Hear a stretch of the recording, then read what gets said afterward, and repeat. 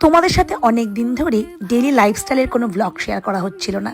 আজ চলো সেটাই শেয়ার করি। সেদিন আমি আমার হাজবেন্ড বেরিয়েছিলাম একটু কেনাকাটি করতে। তার আগে কেএফসিতে একটু পেট পুজোও করে নিয়েছিলাম। নেক্সট ডে ছিল ভোট, তাই আমি চলে গেছিলাম আমার বাপের বাড়িতে ভোট দিতে। আর সেদিন দুপুরে আমি লাঞ্চে খেয়েছিলাম মুসুর ডাল, কাঁঠালের তরকারি, এখানে পকোড়া আছে, আর ছিল ছোট আলু দিয়ে মাছের ঝোল। খাওয়া দাওয়া সেরে আমি চলে গেছিলাম ছাদে। সেদিনে ওয়েদারটা এত সুন্দর ছিল, জানি না তোমাদের কেমন লাগে, বাট আমার বৃষ্টি মেঘ এইসব খুব পছন্দ, খুব ভালো লাগে। তারপর রাতে আমাকেও ফোন করে বলল যে একটা মুভি লাগিয়েছে, চলো দেখে আসি।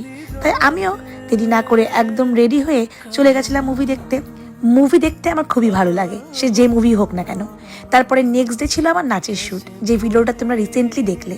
আর সেদিন রাতেই ছিল মা বাড়িতে ইনভিটেশন। সারাদিন অনেক টায়ার্ড হয়ে ওই একই ড্রেস পরে চলে গেছিলাম মা বাড়িতে রাতে ডিনার করতে।